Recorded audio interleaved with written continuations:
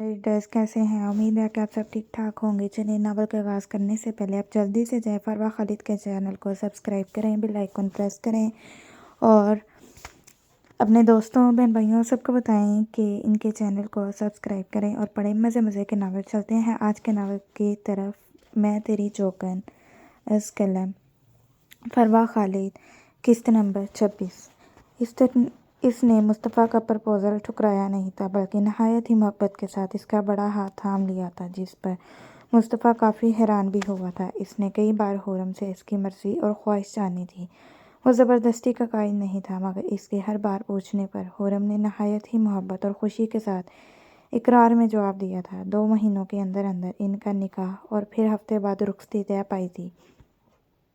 खुर्रम जो करने जा रही थी, अंदर से वो काफ़ी खौफज़दा भी थी, मगर जुवेरिया बेगम की जानिब से मिलने वाले हौसले ने इसकी काफ़ी हिम्मत बंधाई हुई थी। मायरवाला में निकाह का दिन बहुत ही खुशियों भरे अंदाज में शुरू हुआ था। जुवेरिया बेगम ने खुर्रम को निकाह के वक्त सबके सामने इनकार करके मुस्तफ़ा के दिल के साथ साथ इसका बेजा गुरूर तोड़ने की भी तलकीन की थी, मगर खुर्रम इस बात से अंदर से बहुत ज़्यादा घबराई हुई थी। वो जानती थी कि ऐसा करने से सिर्फ मुस्तफ़ा ही की नहीं, इन दोनों के पेरेंट्स की भी बराबर की इंसल्ट होनी थी, मगर इसकी दुश्मनी सिर्फ मुस्तफ़ा से थी। वो अपने मामा, बाबा और ताया ताई से बहुत मोहब्बत करती थी। वो इन लोगों का सर नहीं झुकने देना चाहती थी। इसे सिर्फ मुस्तफ़ा का दिल तोड़ना था, जो वो तन्हाई में भी कर सकती थी। इसलिए निकाह वाले दिन मौका देखते वो मुस्तफ़ा के कमरे में दाखिल हुई थी। वो वहाँ आई तो इनकार करनी थी, मगर ना जाने क्यों मुस्तफ़ा के सामने इसके होंठों से इनकार नहीं निकल पाया था। ये 2 महीने का मुस्तफ़ा से किया गया नाटक इसके दिल पर अपनी छाप छोड़ देगा, इसे बिल्कुल भी अंदाज़ा नहीं था।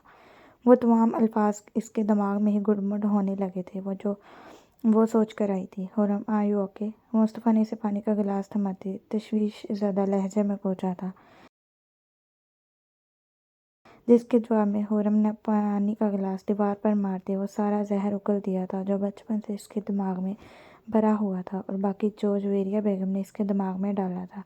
इसकी सारी बातें खामोशी से सुनता ये बात बर्दाश्त नहीं कर पाया था कि इस छटाक पर की लड़की 2 महीने से इसे अपने प्यार में पागल करने का नाटक कर रही थी। मुस्तफ़ा पीरज़ादा, जो हमेशा से इससे मोहब्बत नरमी से पेश आता था, इस लड़की का यह तौहीन अमेज़ अंदाज इसे भी ताव दिला गया था। मेरा निकाह तो अब तुमसे ही होगा और आज ही के दिन होगा। अगर तुमने इस निकाह से इनकार करने की कोशिश की या शादी में कोई रुकावट खड़ी की तो तुम सोच भी नहीं सकती मैं क्या करूँगा। इसकी कलाई दबोचकर इसे अपने करीब खींचते मुस्तफ़ा कहरालूद लहजे में बोलता। खुर्रम को घबराहट का शिकार कर गया था। इसे अंदाज़ा था कि मुस्तफ़ा का रद्द-ए-अमल शदीद होगा, मगर वो इस तरह निकाह करने पर वज़िद हो जाएगा। ये बात खुर्रम को खौफज़दा कर गई थी। मैं नहीं करूँगी तुमसे निकाह, देखती हूँ क्या कर लोगे तुम। खुर्रम भी दिलेरी से बोलती पलटी थी, जब मुस्तफ़ा इसकी कलाई सख्ती से मोड़कर इसकी कमर पर बांधता इसे अपने करीब कर गया था। दुनिया में सबसे ज़्यादा मोहब्बत अपने माँ बाप से करती हो ना तुम। मुस्तफ़ा गुस्से से बिफरा, खोलते दिमाग के साथ इस वक्त क्या बोले जा रहा था इसे खुद भी अंदाज़ा नहीं था। इसकी बात पर खुर्रम ने बेयकीनी भरी निगाहों से मुस्तफ़ा की जानिब देखा था। अगर अपने माँ बाप की ज़िंदगी चाहती हो तो खामोशी के साथ आज इस निकाह के लिए हामी भर लेना, वरना अपने पेरेंट्स को हमेशा के लिए खो दोगी। मुस्तफ़ा धमकी अमेज़ खुरदरे सर्द लहजे में बोलता इसे दूर धकेल गया था।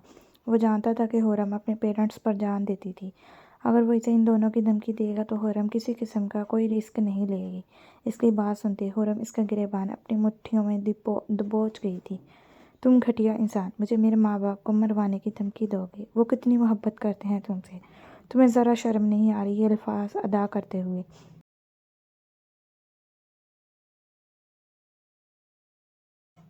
खुर्रम भी इसकी बात सुनकर गुस्से से पागल हो उठी थी। तुम्हें शर्म आई थी ये सारा नाटक करते हुए? मेहमानों से भरा पड़ा है घर और तुम निकाह से इनकार कर रही हो।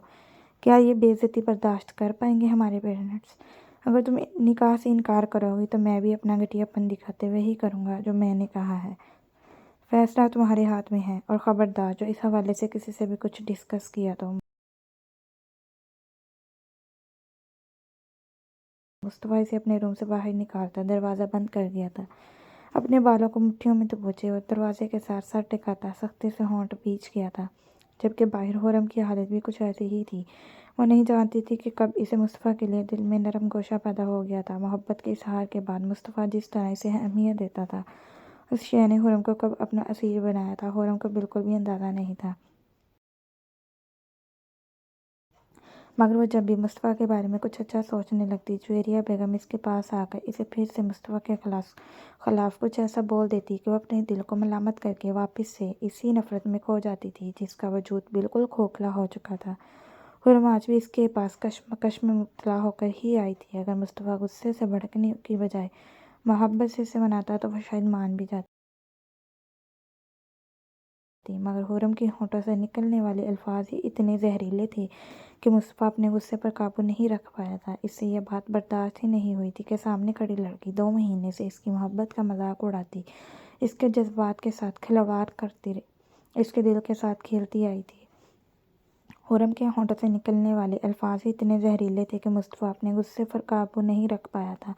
इससे ये बात बर्दाश्त ही नहीं हुई थी कि सामने खड़ी लड़की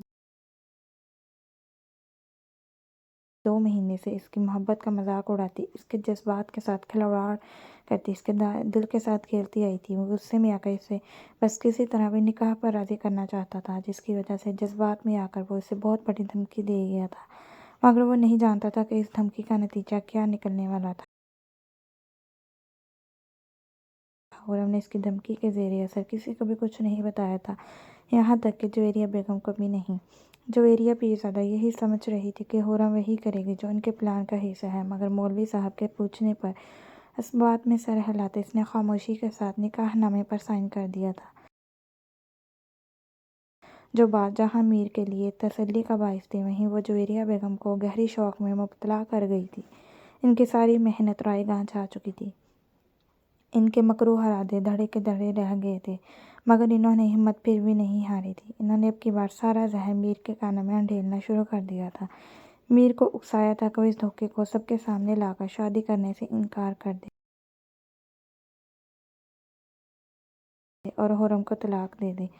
जब वो लड़की इसके साथ रहना ही नहीं चाहती थी, तो फिर इसे ज़बरदस्ती अपने साथ बांध कर रखने की क्या ज़रूरत थी।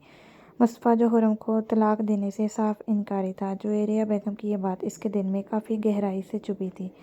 जब हुरम इसके साथ रहना ही नहीं चाहती थी, तो इसके साथ यूँ ज़बरदस्ती शादी करना ठीक नहीं था।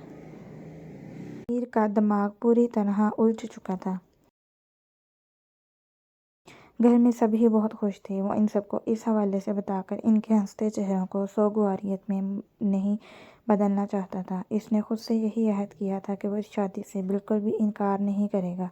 बाद में जो होगा देखा जाएगा। जुवेरिया पीरज़ादा मीर का ये फैसला सुनकर पूरी तरह से बुखला गई थी। इनका ये प्लान भी फेल हो चुका था। इस दौरान रुखसती का दिन भी आन पहुंचा था,